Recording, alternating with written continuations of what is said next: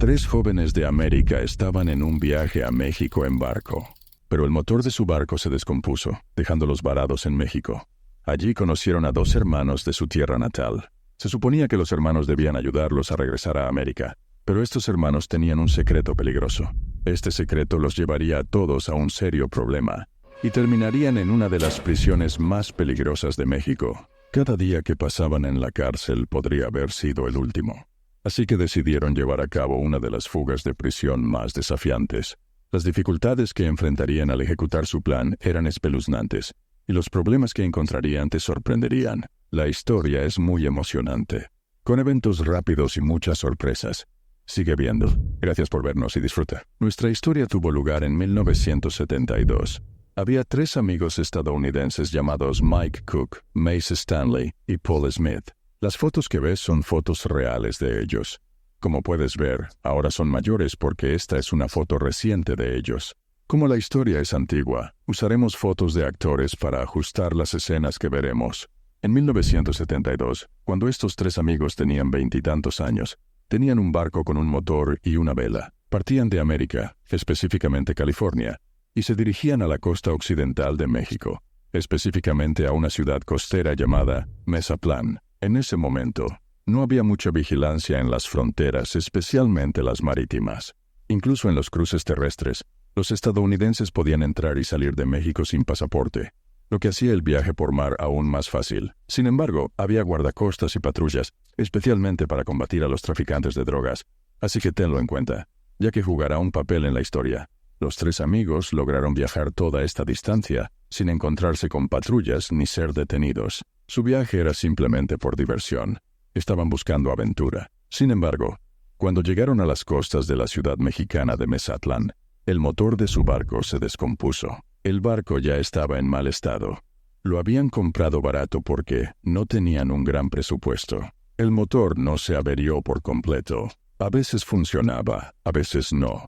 Pero claramente estaba al final de su vida. Los 3 amigos tenían la intención de continuar su viaje hacia el sur de México, y posiblemente incluso más lejos. Querían pasar todo el verano en una aventura marítima divertida explorando nuevos lugares, pero este problema del motor arruinó sus planes. Empezaron a pensar qué hacer. Les quedaban unos $300, pero ese dinero probablemente no era suficiente para arreglar el motor, y si lo arreglaban, no tendrían presupuesto para continuar su viaje. Empezaron a pensar en formas de ganar algo de dinero. Los 3 usaban hachís y habían comprado un poco en la ciudad local en México. Tomaron un taxi local.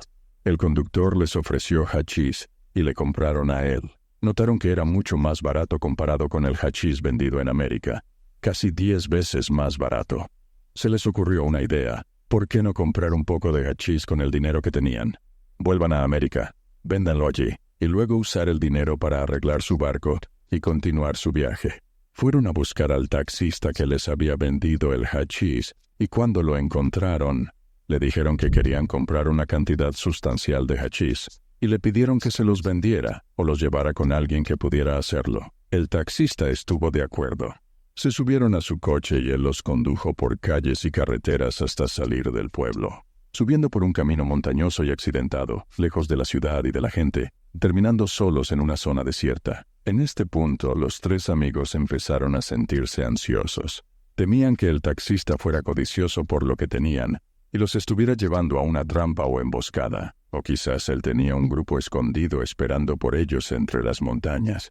Después de conducir un rato por esta carretera de montaña, el taxista se detuvo de repente y les dijo que bajaran del taxi.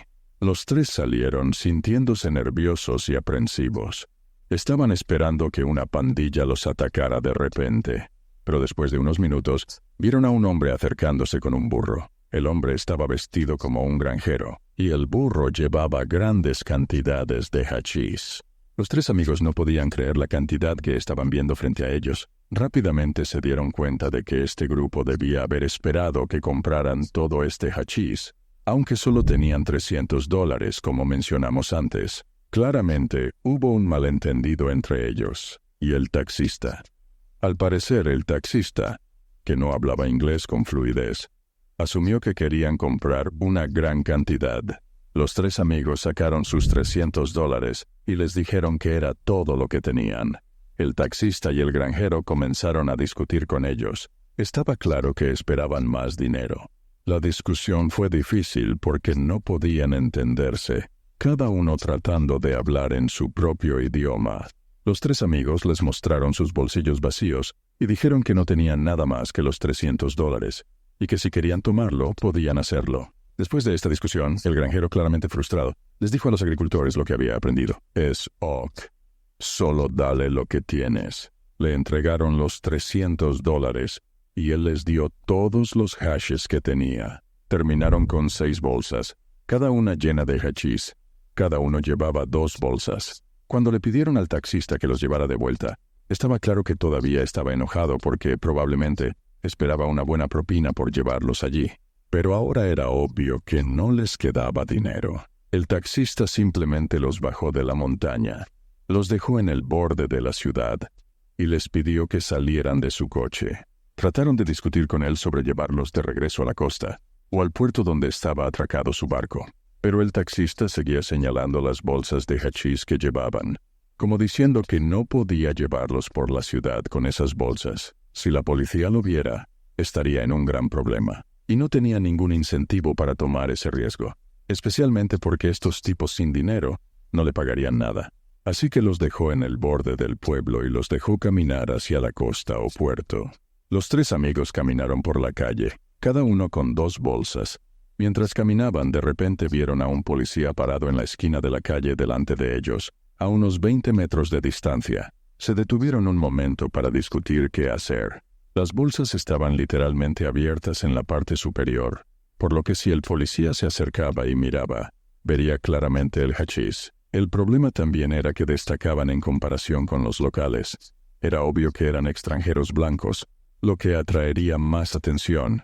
Mike, que era algo así como el líder, les dijo a sus amigos que el policía los estaba observando y probablemente los tenía en la mira. Si se alejaban o cambiaban de dirección, podría levantar sus sospechas y podría seguirlos. Mike sugirió que continuaran caminando en la misma dirección y pasaran junto a él como si nada estuviera mal. Los otros dos estaban dudosos, pero al final estuvieron de acuerdo. Tenían que tomar una decisión rápida para evitar levantar más sospechas. Así que los tres siguieron caminando y pasaron junto al policía. Incluso los saludaron mientras pasaban sin ser detenidos. Los tres amigos no podían creer cómo habían logrado superar esa situación. En ese momento, sintieron que era imposible que los policías no los detuvieran. Pero de alguna manera, se escaparon. Una vez que llegaron a su barco, abrieron las bolsas de hachís y comenzaron a limpiarlas, quitando los tallos y semillas. Estimaron que les quedaban alrededor de 10 kilogramos. Era una gran cantidad de hachís, y necesitaban encontrar una forma de esconderlo antes de regresar a Estados Unidos. Aunque nadie los había detenido en su camino de los EEU a México, las patrullas de la Guardia Costera estaban en todas partes, y podrían ser detenidos en cualquier momento. Pensaron en dónde podían esconder el hachís, y recordaron haber oído hablar de gente que lo contrabandeaba dentro de tablas de surf. Eran surfistas y tenían tablas de surf, junto con herramientas para el mantenimiento de las tablas, y tenían experiencia con esto.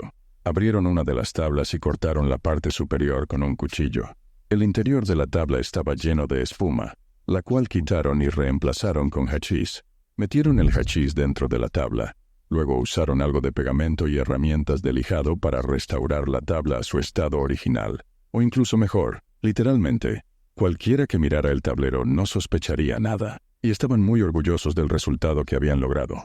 Ahora, después de haber escondido el hachís, era hora de regresar. Su plan inicial era regresar en su barco roto, pero cuando intentaron arrancar el motor, no arrancaba. Siguieron intentándolo muchas veces hasta que funcionó brevemente, y luego se detuvo después de unos minutos. Estaba claro que el motor estaba acabado, e incluso si funcionaba un poco, sería un riesgo mortal llevarlo al mar. Así que empezaron a buscar una solución. Se bajaron del barco y comenzaron a buscar a alguien que pudiera ayudarlos.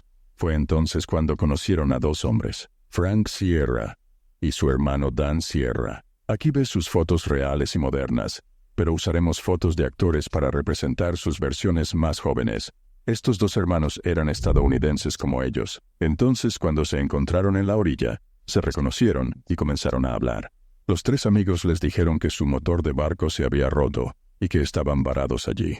Los hermanos les dijeron que tenían un barco y que volvían a América, y si querían venir y ayudar con el barco, eran bienvenidos. Los tres amigos aceptaron inmediatamente. Los hermanos les dijeron que prepararan sus cosas y que vinieran al bote a la mañana siguiente, y luego se pondrían en marcha.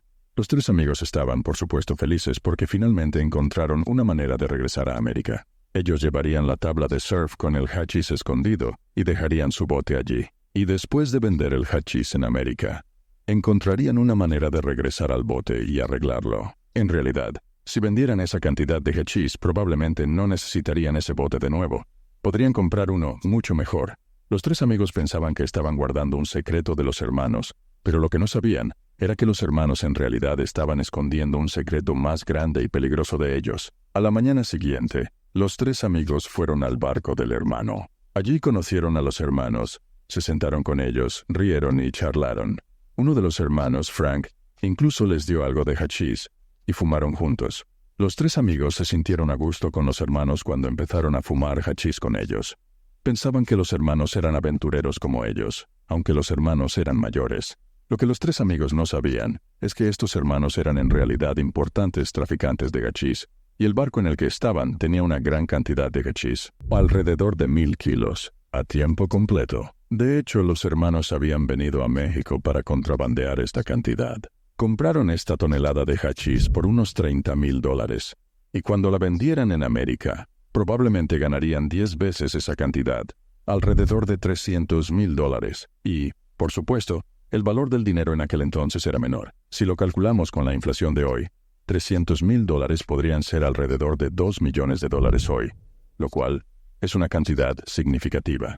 Así que cuando los hermanos vieron a los tres amigos disfrutando y fumando hachís con ellos, confiaron en ellos. Les dijeron que estaban contrabandeando hachís, una gran cantidad, una tonelada completa, y necesitaban su ayuda.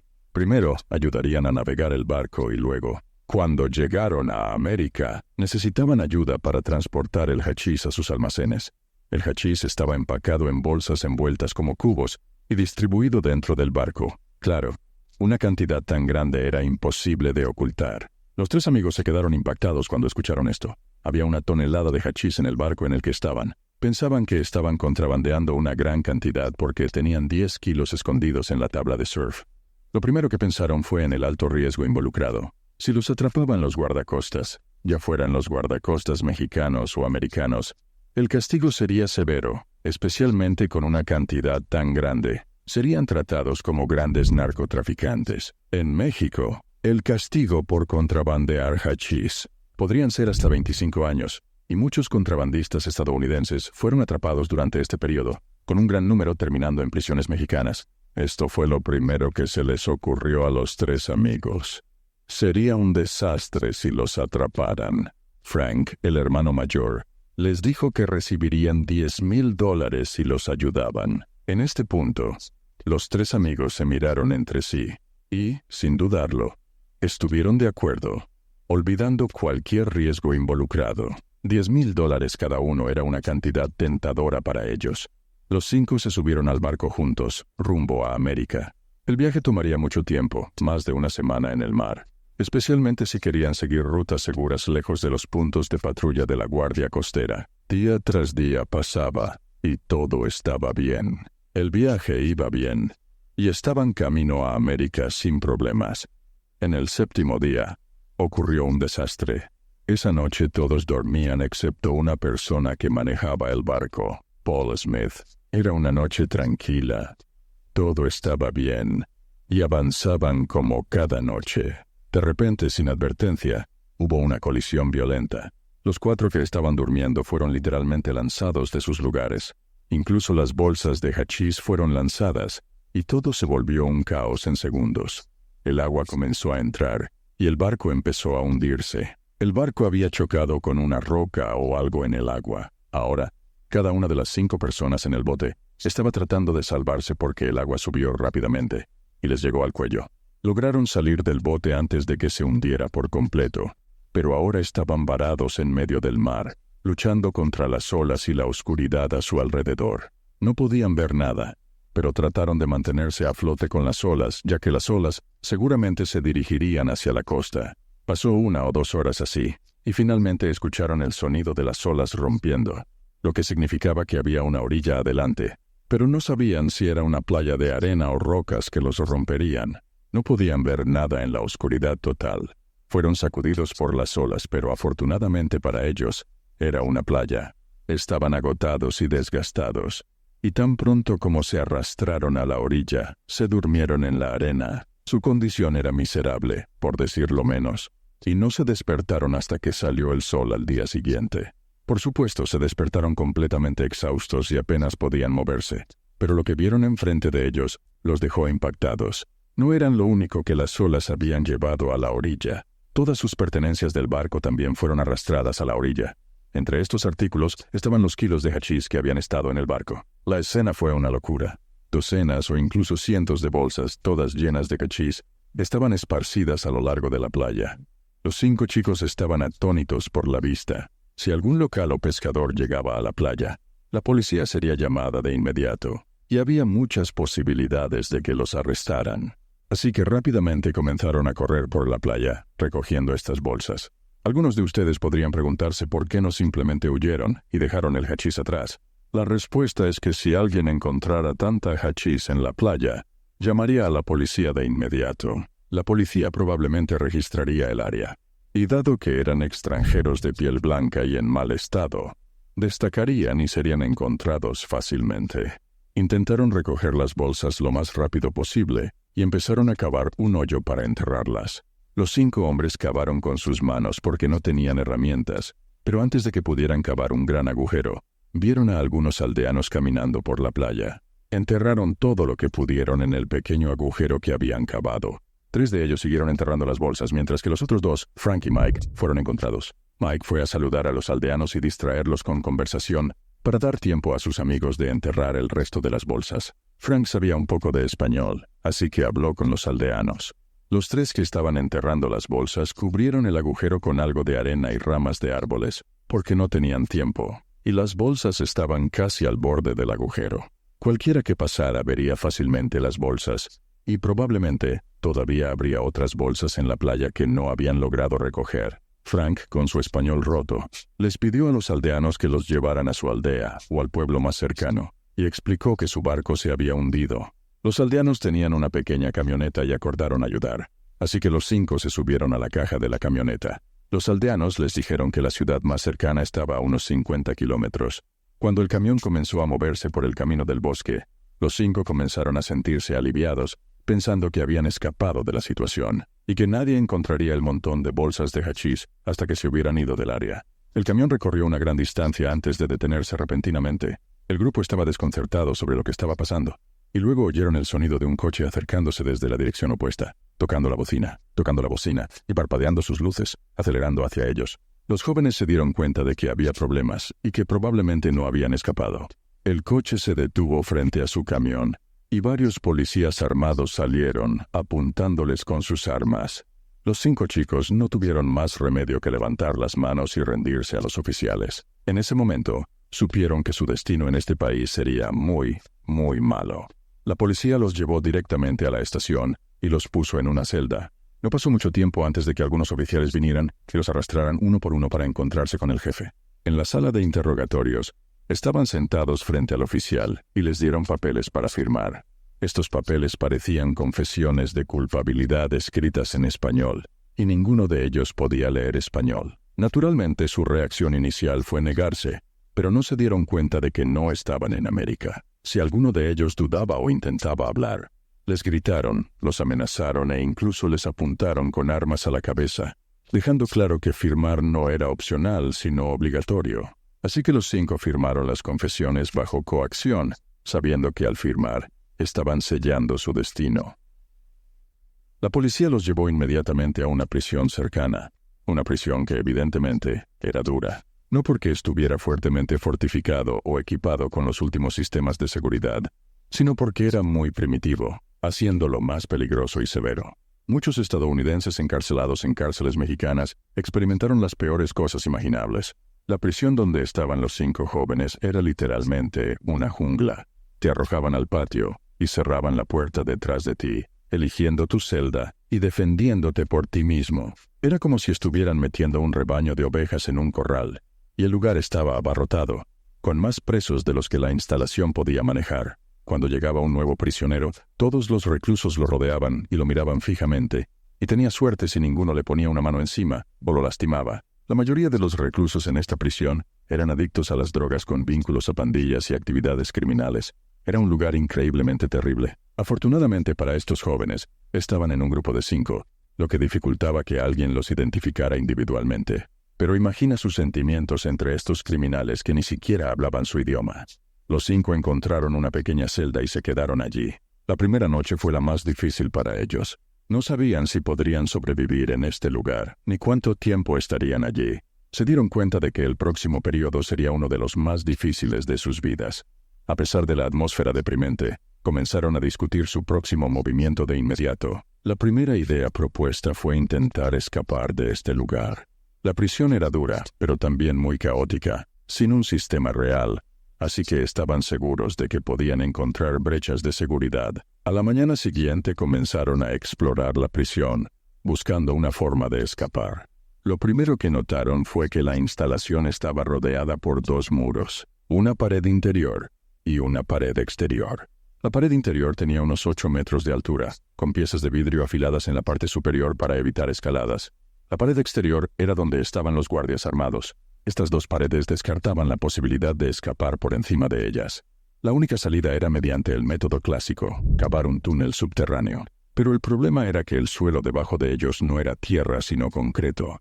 La tarea fue difícil y complicada desde el inicio. Sin embargo, siendo estadounidenses, todos habían visto La Gran Evasión, una de las películas de escape de prisión más famosas de esa época. La película se estrenó en 1963. Estaba inspirada en la historia real de 76 prisioneros escapando de la prisión de Hitler durante la Segunda Guerra Mundial. Estos 5 habían visto la película en la que los prisioneros escapaban por un túnel subterráneo y sabían que estaba basada en una historia real. Esto les dio motivación e inspiración, haciéndoles sentir que podían hacerlo a pesar de los obstáculos que enfrentarían. Los obstáculos eran muchos, empezando por el suelo de concreto que necesitaban romper. El túnel debía comenzar desde su celda, pasar por debajo de los baños y luego pasar por debajo de la pared interna. Después de eso, había un espacio entre las paredes interiores y exteriores que tuvieron que cruzar antes de pasar por debajo de la pared exterior para salir al otro lado. Estimaron que la distancia que necesitaban cavar era entre 10 y 15 metros. Primero tenían que romper el piso de concreto, lo que significaba que necesitaban herramientas, una herramienta similar a un martillo, y algo para romper como un destornillador. Uno de ellos, Mike, notó a algunos trabajadores haciendo mantenimiento en una de las paredes de la prisión. Vio algunas piedras pequeñas que estaban usando y discretamente tomó una. Esta piedra serviría como martillo. Ahora necesitaban un destornillador o una herramienta sustituta. Todo lo que pudieron conseguir fue un cuchillo de mantequilla, un cuchillo no afilado, que compraron a otro recluso. Pueden preguntarse de dónde sacaron el dinero. Lo más probable es que los hermanos Frank y Dan tuvieran algo de dinero y conexiones en México que pudieran ayudarlos. Con una piedra y un cuchillo de mantequilla, podían usar el cuchillo y golpearlo con la piedra para romper el concreto. Estas no eran las mejores herramientas, pero tenían que arreglárselas con lo que tenían. El mejor lugar para cavar en su celda era cerca de la pared, el punto más cercano al exterior. Movieron una de las camas, marcaron el lugar e instalaron una tienda improvisada para ocultar a la persona que estaba cavando. Esta tienda era solo una sábana normal.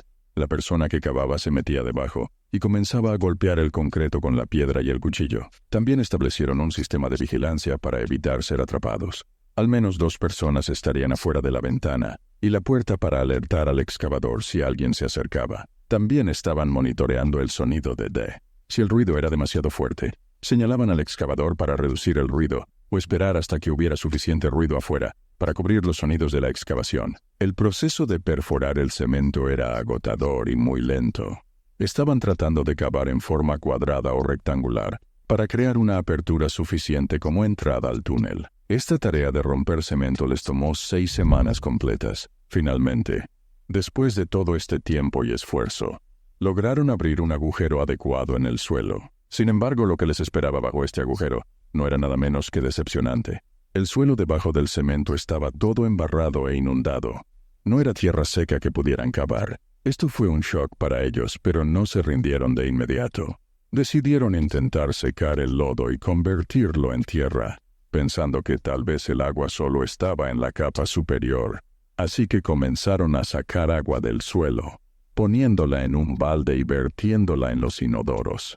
Siguieron con esto durante 3 días, yendo de un lado a otro tratando de secar el agua en el suelo.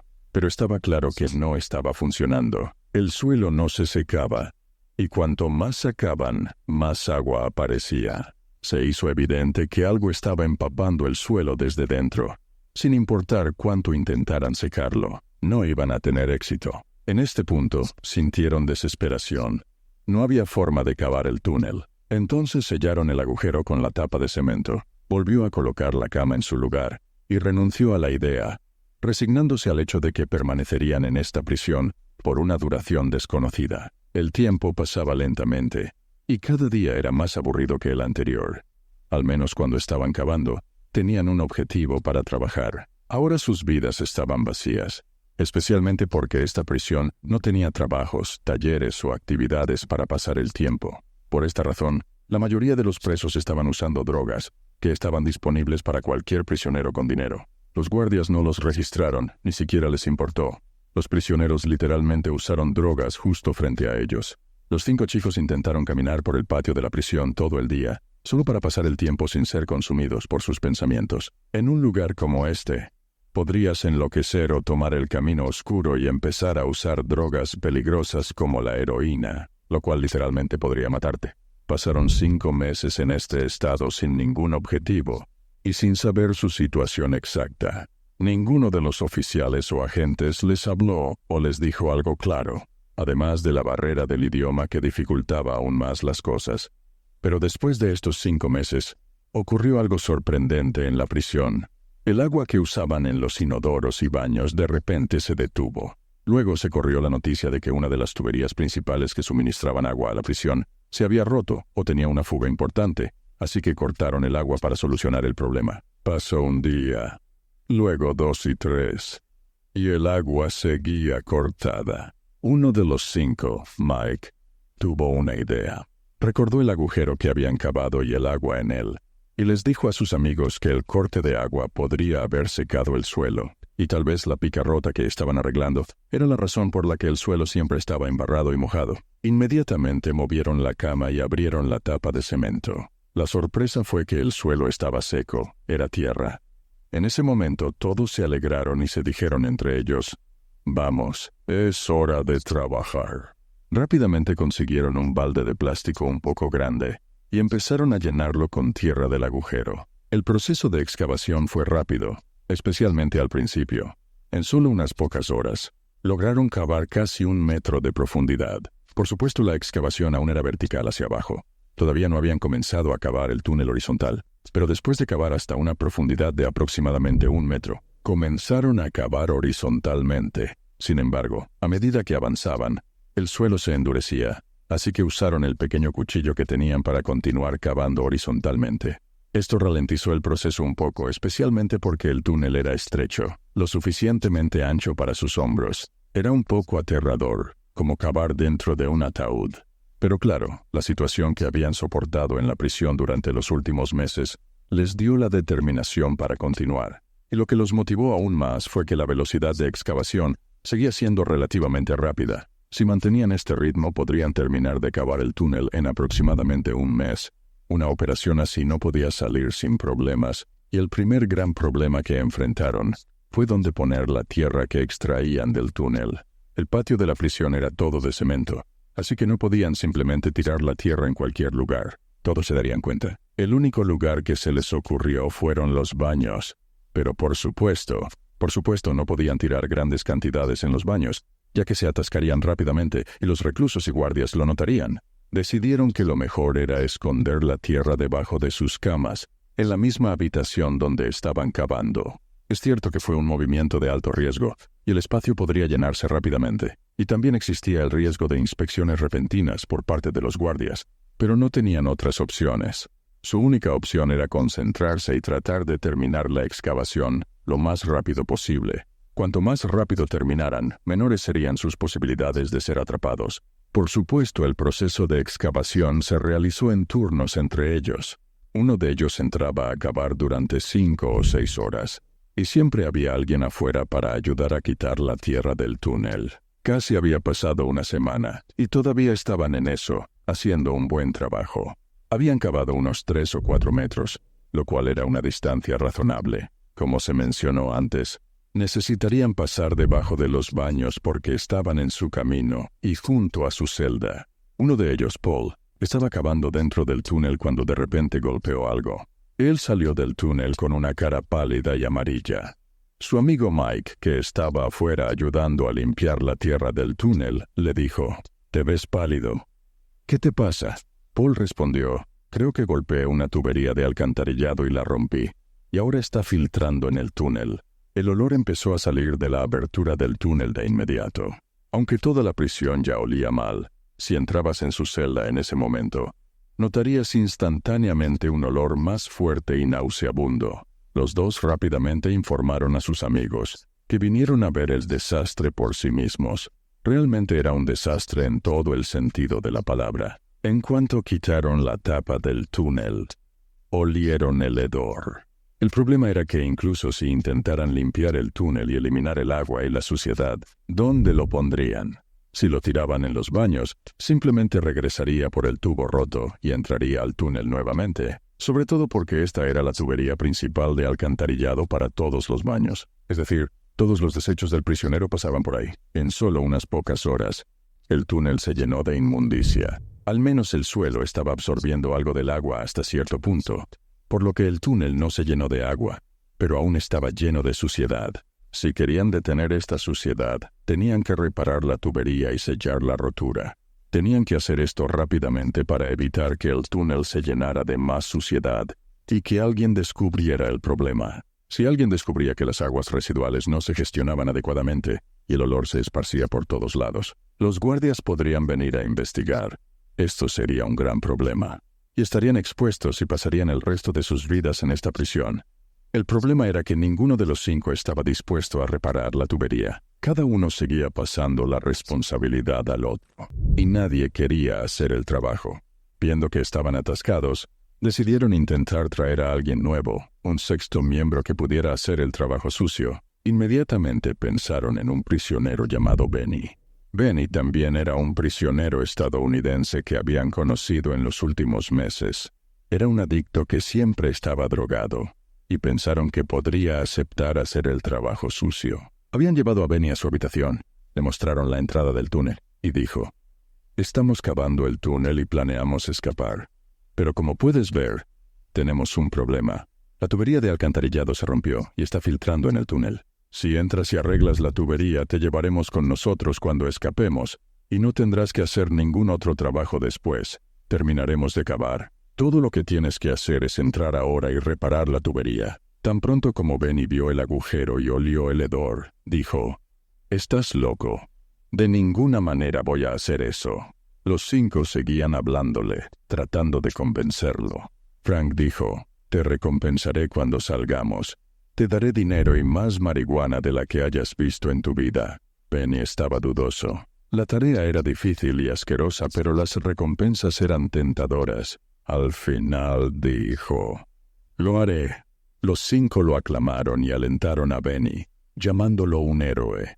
Antes de que Benny pudiera entrar en el túnel, necesitaban darle algo para arreglar la rotura. De alguna manera lograron conseguir algo de polvo de cemento, probablemente sobornando a algunos trabajadores. Mezclaron el cemento con agua y lo pusieron en una lata de café. Benny se suponía que debía llevar esta lata al túnel y alcanzar la tubería rota y sellar la grieta con cemento. El pobre Benny se preparó. Respiró hondo porque obviamente no podría respirar por la nariz, y entró en el túnel. Era una situación que nadie envidiaría. Al entrar, le dieron ganas de vomitar por la repugnancia, pero lo soportó y llegó a la tubería. Aplicó el cemento a la rotura, asegurándose de que estuviera bien sellado. También le piden que trate de recoger la mugre, especialmente los pedazos grandes, y los ponga en el bote al salir, tratando de limpiar tanto como sea posible. Luego salió de la abertura del túnel, todo su cuerpo cubierto de mugre. Los otros estaban listos con un balde de agua para que se limpiara. Preguntaron ansiosamente si había arreglado la tubería, y él respondió que todo estaba bien.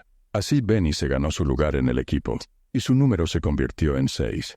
Todos estaban contentos de haber finalmente resuelto este problema. Esperaron unos días para que el túnel se secara completamente.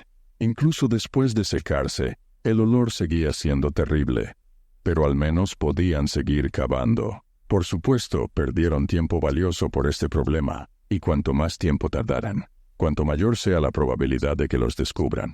El tiempo era un factor crítico, así que regresaron con todas sus fuerzas para seguir cavando el túnel. Necesitaban terminar lo más rápido posible. Siguieron excavando día tras día, trabajando unas 18 horas al día, por supuesto, tomando turnos entre ellos mismos. El túnel alcanzó una longitud de unos 6 metros, y estimaron que habían pasado la pared interior, la primera muralla. Ahora probablemente estaban en el área entre los muros interno y externo de la prisión. No estaban seguros sobre la longitud exacta de esta área. Mike tenía una pequeña flauta de madera, que modificó al añadirle un pequeño espejo para crear una herramienta similar a un periscopio. Esto les permitió mirar por encima del suelo desde dentro del túnel. Mike se arrastró hasta el final del túnel, hizo un pequeño agujero con el cuchillo de mantequilla que tenían, y descubrió que estaban muy cerca de la superficie. Aunque inicialmente habían cavado 1 metro de profundidad, los niveles del suelo eran irregulares. Lo importante es que ahora estaban muy cerca de la superficie. Después de hacer el pequeño agujero, Mike usó el periscopio y vio que estaban muy cerca de la pared exterior, la pared que necesitaban atravesar. Regresó con sus compañeros y les dijo que estaban a solo 2 o 3 metros de pasar la pared exterior. Animados, decidieron esforzarse más y acelerar la excavación, cada uno trabajando tan duro como podía para excavar la mayor distancia posible. A medida que se acercaban al final del túnel, necesitaban prepararse para la fase de escape. Esta tarea recayó principalmente en los hermanos Frank y Dan, especialmente Dan, que había estado viviendo en México durante años y tenía contactos que podían ayudarlos. Dan arregló con sus contactos fuera de la prisión para tener 2 autos listos para su escape una vez que salieran. Eran 6. Necesitaban al menos 2 autos. Los autos debían esperar en un lugar específico cerca de la prisión, después de 3 noches, ya que anticipaban escapar la tercera noche. Los coches y los conductores debían estar en el lugar acordado después de 3 noches. Motivados por esta fecha límite, se esforzaron más para terminar a tiempo. Sin embargo, la noche siguiente ocurrió algo inesperado. Comenzó a llover. La persona dentro del túnel literalmente pudo escuchar la lluvia sobre su cabeza, porque, como se mencionó, había muy poca distancia entre el túnel y la superficie. El agua comenzó a filtrarse por el agujero del periscopio, y de repente el agujero se ensanchó, permitiendo que mucha agua entrara al túnel.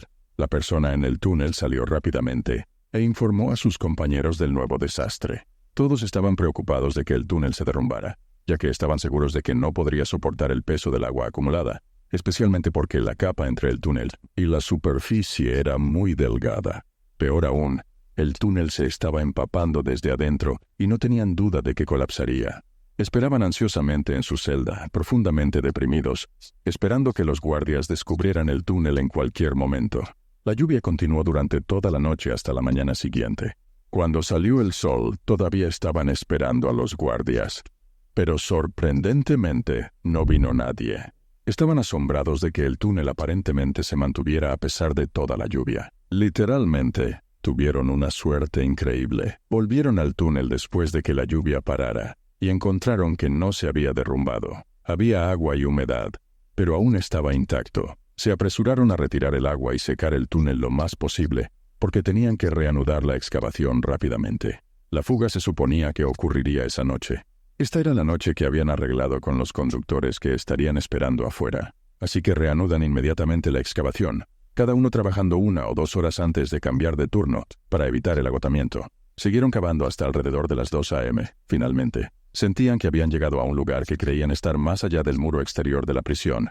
Idealmente, si hubieran tenido más tiempo, habrían cavado más para alejarse de la pared y de la prisión, pero se les acabó el tiempo, y ya estaban llegando tarde. Así que se alinearon en el túnel, uno después del otro, y hicieron algo ingenioso antes de entrar. Llevaban la ropa al revés para que cuando se arrastraran por el túnel, el interior se ensuciara y podrían voltearlas para que parecieran más limpias una vez salieran al otro lado. Los 6 se arrastraron al túnel con el extremo aún sellado, planeando abrirlo solo en el momento de la fuga. La persona a cargo era Mace, quien de alguna manera había obtenido una máscara mientras estaba en prisión. Su trabajo era abrir la salida al final del túnel, y la máscara ayudaría a proteger su cara de la tierra y el polvo que caerían al romperse. Abrir la salida no fue una tarea fácil. El suelo sobre ellos era algo sólido, así que Mace siguió golpeando y cavando con un cuchillo de mantequilla, mientras sus amigos esperaban detrás de él en el túnel. Continuó cavando durante unos 15 minutos hasta que la salida finalmente comenzó a abrirse frente a él. Todos se emocionaron y se pusieron contentos en ese momento, pero cuando Mace asomó la cabeza por el agujero, rápidamente la metió de nuevo y les dijo que afuera estaba muy brillante.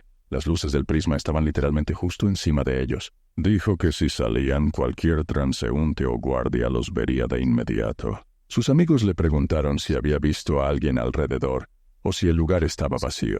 Les dijo que parecía vacío, ya que no había visto a nadie. El grupo acordó que no había vuelta atrás ahora. Tenían que salir.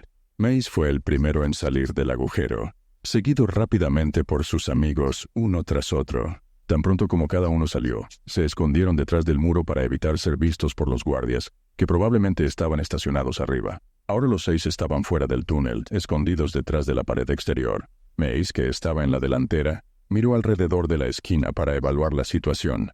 El área estaba completamente expuesta a los guardias. Literalmente tenían que pasar por la puerta principal de la prisión para llegar a la calle. En ese momento, Mike recordó el truco que usaban al llevar bolsas de hachís, caminando con confianza y calma justo al lado del policía. Se dieron cuenta de que tenían que usar la misma táctica para salir de este lugar. Rápidamente se dieron la vuelta a la ropa para el lado más limpio.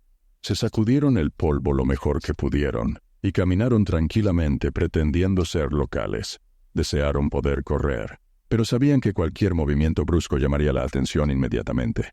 Lo que les ayudó, afortunadamente, fue que la prisión estaba rodeada de áreas residenciales. No era una prisión aislada en medio de la nada. Esperaban que incluso si un guardia los veía, pensaría que eran personas comunes regresando a casa, aunque fueran alrededor de las 3 a.m. Ellos siguieron caminando en silencio más allá de la prisión, hasta que habían puesto una distancia razonable entre ellos y la prisión. Luego comenzaron a correr, sintiéndose eufóricos. Sabían que finalmente habían ganado su libertad sin que ningún guardia los viera o sospechara de ellos. Ahora tenían que llegar rápidamente al lugar donde los coches los esperaban antes del amanecer. Y antes de que los guardias descubrieran su fuga, habían llegado al lugar acordado, sintiéndose emocionados. Pero su emoción se desvaneció rápidamente cuando no encontraron los coches allí. Dan fue quien había arreglado los coches, así que sus amigos le preguntaron, ¿dónde están los autos? Les dijo que no se preocuparan y que había un segundo lugar acordado con los conductores, en caso de que no pudieran llegar a este lugar. La segunda ubicación estaba cerca de las vías del tren, así que los 6 siguieron a Dan y siguieron corriendo por una larga distancia. El amanecer comenzaba a romper, y empezaron a preocuparse de que las patrullas policiales pudieran comenzar a buscarlos si los guardias descubrían su escape. Se suponía que los conductores debían buscarlos en esta carretera junto a las vías del tren, así que los 6 se pararon al lado de la carretera, esperando. De repente vieron 2 coches acercarse desde la distancia. Todos se volvieron hacia Dan y le preguntaron, ¿son esos tus amigos que vienen? Dan seguía mirando, esperando que los coches se acercaran para confirmar si eran sus amigos o alguien más. En unos momentos él sonrió y dijo, sí, son ellos. En ese momento, los 6 estaban indescriptiblemente felices. Sabían que realmente habían escapado del infierno que habían soportado por 7 meses en prisión. En este punto, los 6 se separaron, se despidieron, y cada grupo de 3 se subió a un coche. Los 3 amigos originales viajaron juntos en un coche, mientras que los 2 hermanos y Benny viajaron en el segundo coche. En cuanto a dónde fueron, Benny se bajó después de un tiempo y siguió su propio camino, y los hermanos le dieron el hachís y la recompensa que le habían prometido. Los 2 hermanos estaban buscados en los ERUU por cargos de tráfico de drogas y hachís, así que se dirigieron al sur de México, y no regresó a los Estados Unidos. En cuanto a los 3 amigos, decidieron regresar a los Estados Unidos, y cruzaron la frontera terrestre. Todavía tenían sus pasaportes porque, incluso en la prisión mexicana, no se los quitaron, ya que eran sus únicas formas de identificación. Afortunadamente, sus pasaportes permanecieron con ellos, y cuando llegaron a la frontera, los guardias los dejaron pasar de inmediato. No enfrentaron obstáculos y regresaron a su país sanos y salvos después de esta prueba y la increíble aventura que vivieron. Hemos llegado al final de nuestra historia. Muchas gracias por ver. No olvides dar like y suscribirte. Nos vemos en el próximo video.